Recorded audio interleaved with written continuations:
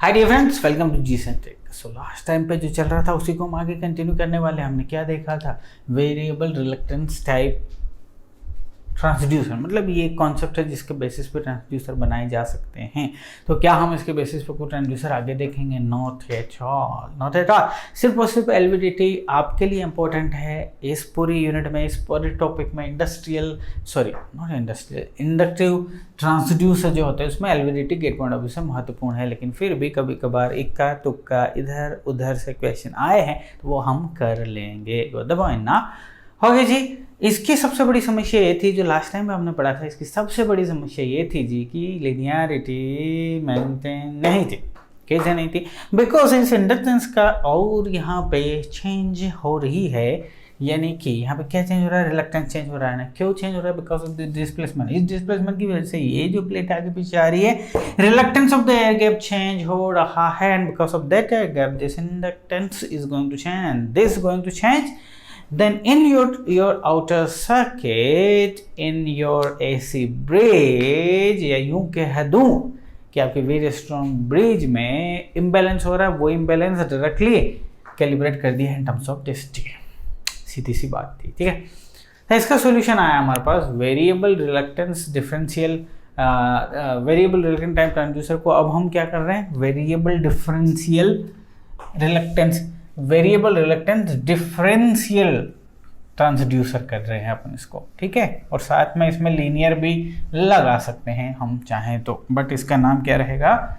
इसका नाम रहेगा variable reluctance differential transducer. Okay जी। इसमें क्या है? डिफरेंशियल मतलब क्या है? इसे हम push pull type of transducer भी कहते हैं। पुश पुल मतलब भाई एक घटेगा एक बढ़ेगा, सीधी सी कहानी। हमने कई दफ़ा इस पर चर्चा करी है ना। डायग्राम बना लेते हैं फिर हम आगे बढ़ते हैं। कुछ ऐसी कहानी है आपके पास। इसमें क्या होता है कि ये अगेन एक प्लेट है आपकी, ध्यान रखिएगा। इस सर्किट में देखें तो ये एक सर्किट बन जाता है, इस साइड से देखें तो ये एक सर्किट बन जाता है। गॉट द पॉइंट ना। अब भाई एक्साइटेड है, फ्लक्स है, एक इंडक्टेंस भी है कोयल का, कोयल आपके एसी ब्रिजेस में कनेक्टेड भी है। अब क्या होता है कि इसको उधर शिफ्ट करते हैं, डिस्प्लेसमेंट जो है वो इस प्लेट पे देते हैं। इस प्लेट पे डिस्प्लेसमेंट टोटल डिस्टेंस इनका d है। तो यदि x डिस्प्लेसमेंट मैंने इधर दिया, इस साइड यदि मैंने x डिस्प्लेसमेंट दिया इसको, तो इधर एक से यदि डिस्प्लेस कर गई तो इस प्लेट और इसके बीच की डिस्टेंस हो जाएगी d प्लस एक्स, इसके और इसके बीच की डिस्टेंस हो जाएगी d minus x. Got the point ना, है ना जी। d plus x total distance, d minus x total distance, ठीक है। तो यदि L की बात करूं, L1 की बात करूं, सो हमने लास्ट टाइम भी देखा ना, L क्या था? n square divide by something constant plus SG, air gaps. जो भी लोचा हो रहा है एयर गैप्स में ही हो रहा है ना, एयर गैप्स में ही हो रहा है। और एयर गैप्स का यदि मैं रिलक्टेंस की बात करूं तो वो क्या है? L। डिस्टेंस कितनी है बच्चे? d प्लस एक्स है। इसके लिए बात करूँ तो d प्लस एक्स है divide by mu naught and area. So area fixed, ये सब फिक्स्ड। यहाँ पे भी एक कांस्टेंट लिख सकता हूँ क्या मैं जी? बिल्कुल, यहाँ पे एक कांस्टेंट लिख लेता हूँ मैं, अल्फ़ा। चलिए लिख लिया। तो ये d प्लस एक्स, ठीक है। और ये 2 टाइम्स है तो 2 अल्फ़ा को भी एक फाइनल अल्फ़ा लिख देते हैं। मतलब मेरा इंटेंशन सिर्फ और सिर्फ d प्लस एक्स शो करना है। कांस्टेंट जो भी पार्ट है वो सारा अल्फ़ा मान लिया, d प्लस एक्स।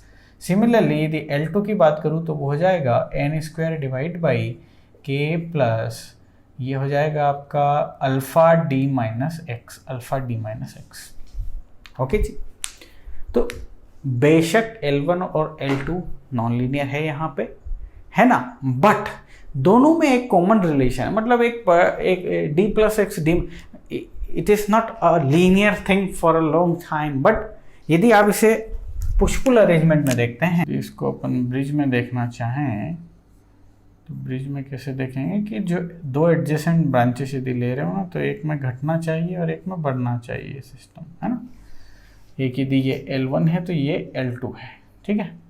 अब इसका आउटपुट यदि अपन निकाल के देखते हैं ना, तो वो इनपुट डिस्प्लेसमेंट के साथ एक लीनियर बिहेवियर शो करता है फॉर अ पर्टिकुलर टाइम तक। For a minute displacement, small displacement के लिए, है ना। इसलिए इसको बोल देते हैं लीनियर वेरिएबल ना। वेरिएबल इसलिए बोलते हैं, डिफरेंशियल इसलिए बोलते हैं, देखो एक घट रहा है एक बढ़ रहा है फ्रॉम द सेम अमाउंट, इसे हमने बोला पुश पुल, बराबर ना। And finally we are getting the output by the Wheatstone bridge. और करना क्या है, कैलिब्रेशन इसका इसके साथ। तो ये भी गेट पॉइंट ऑफ व्यू से कोई ऐसा पॉइंट नहीं, दूर दूर तक कोई क्वेश्चन नहीं है, सिर्फ नॉलेज पॉइंट ऑफ व्यू से हम देख रहे हैं। एलवीडीटी पे कब एंटर करेंगे। अच्छा, उससे पहले 2-3 चीजें और देख लेते हैं। बेस्ड ऑन आवर इंडक्टेंस या based on the reluctance changes, based on the variable reluctance, अपने पास और भी ट्रांसड्यूसर है, और एक वेरी फेमस ट्रांसड्यूसर जो है ना, वो है आपका वेरिएबल रिलक्टेंस टेकोमीटर। स्पीड को मेजर करने के लिए टेकोमीटर का नाम तो सुना ही होगा आपने फॉर श्योर, है ना। तो यहाँ तो अभी टेकोमीटर नहीं पढ़ेंगे, टेकोमीटर के बारे में हम एक जगह पढ़ेंगे जरूर, बट यहाँ नहीं, ठीक है। तो वेरिएबल रिलक्टेंस टाइप टेकोमीटर भी है। तो वहाँ क्या होता है, वहाँ एक फील्ड में एक रोटर, टूथ वाला रोटर है ना, टीथ वाला, जिसके दांत बने हो, है ना, इस टाइप का एक स्ट्रक्चर। अभी मैं बोल रहा हूँ कि आपको डिटेल नहीं बता रहा हूँ, अभी ये पार्ट नहीं है यहाँ पढ़ने का। ये टीथ वाला स्ट्रक्चर है जिसको कि ये एक रोटेशन हो रहा है ना, इसको रोटेट अपन करवाते हैं एक फील्ड में, ठीक है। और ऐसा मान लीजिए ये कॉइल्स हैं, इनका अपना एक इंडक्टेंस है, ठीक है। तो देखो जब ये टीथ यहाँ पे रहने वाला है, जितने भी ये सारे टीथ हैं, ये जब इसके संपर्क में आएंगे तो इंडक्टेंस अलग, जब ये वाला स्पेस आएगा तो इंडक्टेंस अलग, मतलब चेंज इन इंडक्टेंस हो रहा है because change in the reluctance हो रहा है। तो इसके बेसिस पे भी हमने स्पीड को मेजर करने के लिए, वेलोसिटी को मेजर करने के लिए कुछ ट्रांसड्यूसर बनाए हैं। उसका एक एग्जांपल है टेकोमीटर। अच्छा जी, यहाँ क्यों नहीं पढ़ रहा, बिकॉज सबसे लास्ट में जब मिसलेनियस टॉपिक पढ़ेंगे ना, वहाँ पे डिस्कशन कर लेंगे। अभी प्राइमा फेसी है हमारी एलवीडीटी। इसके अलावा कुछ ट्रांसड्यूसर ऐसे भी हैं जो हैं वेरिएबल कपलिंग ट्रांसड्यूसर। किस टाइप का होता है भाई ये स्ट्रक्चर, इसका सिंपल सा स्ट्रक्चर होता है जी। चलिए जी देखिए ध्यान से, इसको बोला वेरिएबल कपलिंग ट्रांसड्यूसर, मतलब इसको दे रहा हूं मैं डिस्प्लेसमेंट। अब पूरी कहानी आपको दिख रही है, L1 और L2 है। अब दोनों के बीच में क्या है जी, ये है। इसको आप डिस्प्लेस करवा रहे हो, इसको इतना मान लीजिए, चलिए इसको छोड़ दीजिए मान लो। अभी इस केस में देखेंगे तो ये एयर कोड है, ये एयर कोड है, मतलब इसमें एयर की कोर है। इसमें बात करेंगे तो ये आयरन कोर है, बराबर ना, this is nothing but the iron core, ठीक है। तो ये आयरन कोड आप लिख सकते हैं ऐसे भी, एक आयरन कोड है, एक ये है।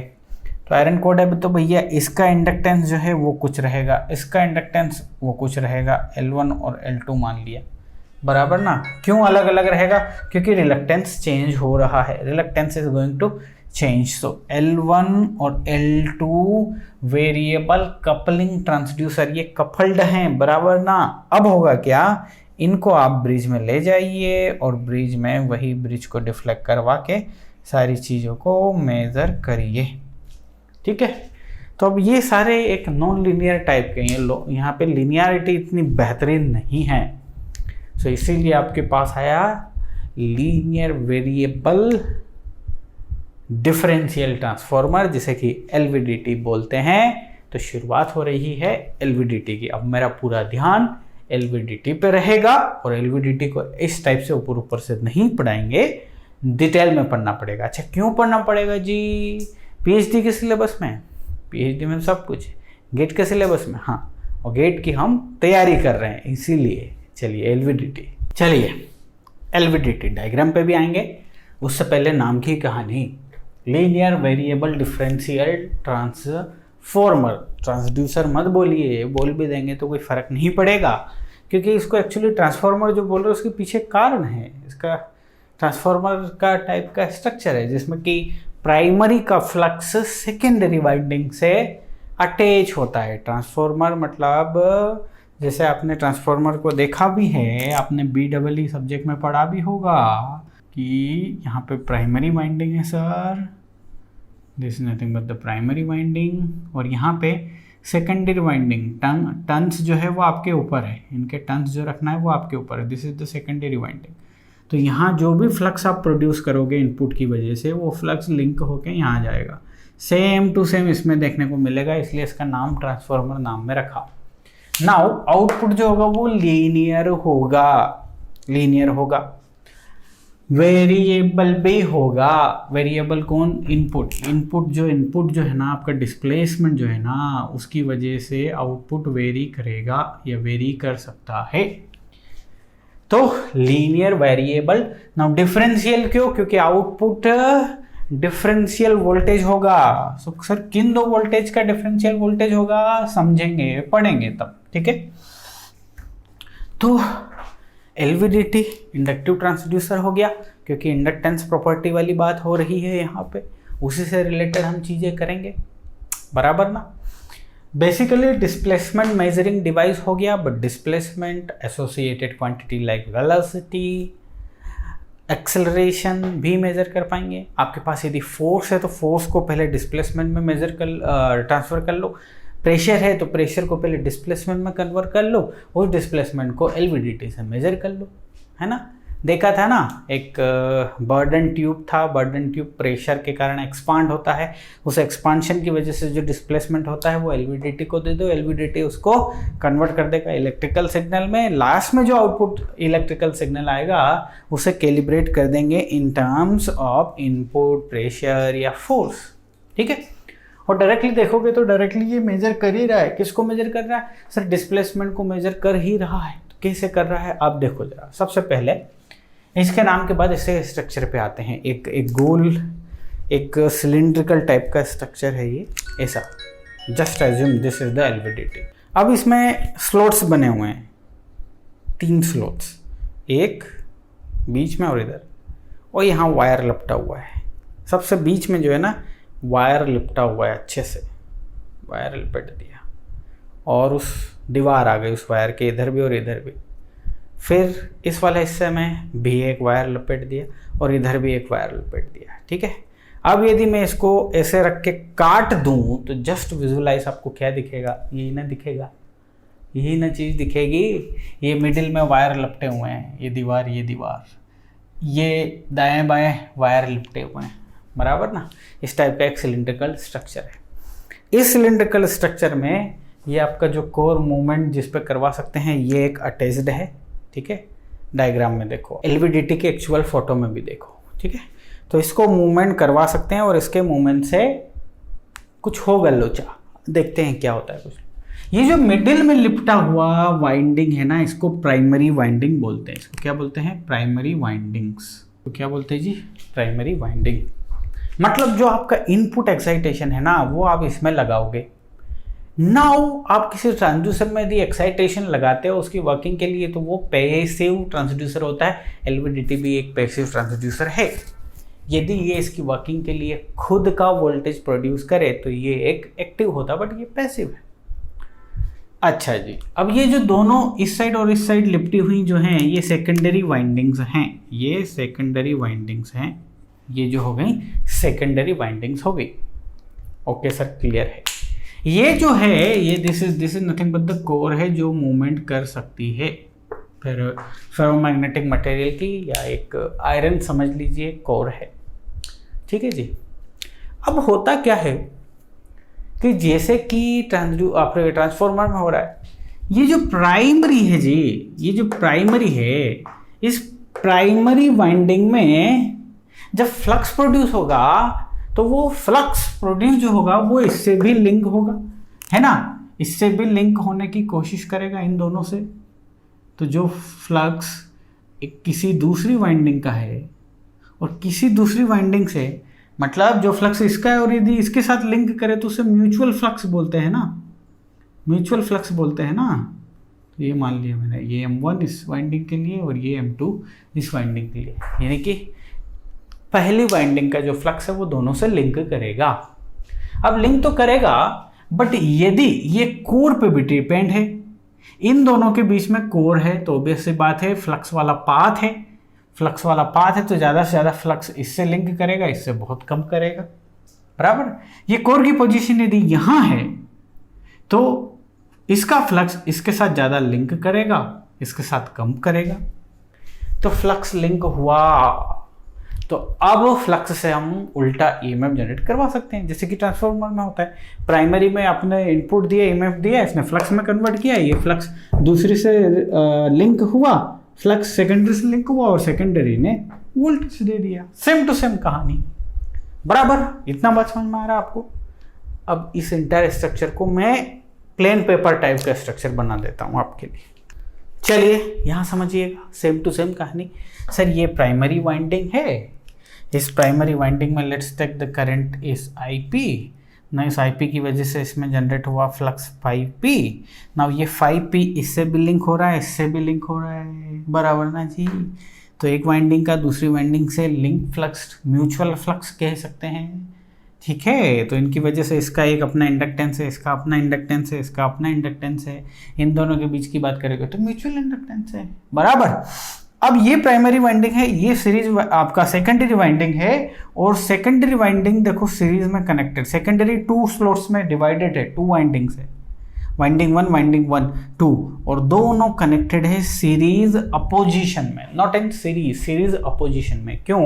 ध्यान से देखिएगा, जब इसकी वजह से इस पे फ्लक्स लिंक होगा तो यहाँ पे लेट्स टेक आपको प्रोड्यूस हुआ E1, सेम टू सेम, जैसा इसका डायरेक्शन सेम टू सेम ऐसा इसका डायरेक्शन मार दिया आपने, और यहाँ पे प्रोड्यूस हुआ E2, यहाँ पे प्रोड्यूस हुआ E2। अब यदि अब इस सर्किट में KVL लगा दें तो आपका E डिफरेंस की वैल्यू जो आएगी ना, वो आएगी E1 minus E2।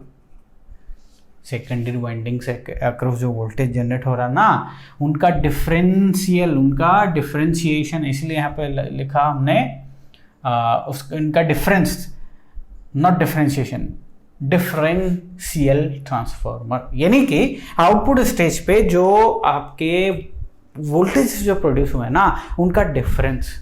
But why series opposition? हाँ, सीरीज एडिशन क्यों नहीं? सीरीज एडिशन क्यों नहीं? देखेंगे हम सीरीज एडिशन क्यों नहीं, सीरीज अपोजिशन के क्या फायदे हमारे। अब देखो, ये है इसकी middle position. For example, middle position पे आपकी कोर यदि रखी हुई है तो इसमें और इसमें कोई एक्स्ट्रा फ्लक्स पाथ नहीं है, जो है वो पूरा एयर है, और इस डायग्राम के हिसाब से इसका कुछ स्ट्रक्चर है, बट दोनों में सेम है। तो दोनों में यदि सेम है तो दोनों में फ्लक्स लिंक सेम है, तो E1 और E2 भी सेम है। तो यदि आपने कोई भी डिस्प्लेसमेंट इसे प्रोवाइड नहीं किया, मतलब x इक्वल टू 0 दिया, उस टाइम पे आपका जो कोर है वो सेंटर पे है, जिसके लिए ये डिज़ाइन है, और सेंटर पे यदि डिज़ाइन है तो E1 और E2 ऑलमोस्ट बराबर होंगे, लेकिन प्रैक्टिकली होते नहीं है। बिकॉज क्यों नहीं होते? Because it's impossible to create identical 2 windings. ठीक है जी, कुछ ना कुछ लोचा जरूर रहेगा। तो आपका E डिफरेंस की वैल्यू जो है ना वो 0 आ जाएगी, वो 0 आ जाएगी। इसका मतलब कोई डिस्प्लेसमेंट नहीं दिया।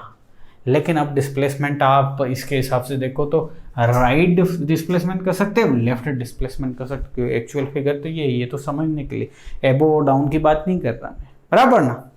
तो यदि ऊपर की तरफ आपने इसको, या फिर यूँ कहूँ कि राइट की तरफ यदि आपने डिस्प्लेसमेंट दिया, एक्स जो है आपने राइट डिस्प्लेसमेंट दिया, अब कितना दिया बस उसे तो मेजर करना है फ्रॉम द सेंटर। तो इस केस में E1 जो होना वो ग्रेटर देन E2 होगा। भाई मैं एक केस मान लिया कि आपने मैक्सिमम जो है ना, मैक्सिमम डिस्प्लेसमेंट दे दिया राइट में, तो इस केस में जो E डिफरेंस होगा ना, E डिफरेंस वो ऑलमोस्ट किसके बराबर होगा? E1 के बराबर,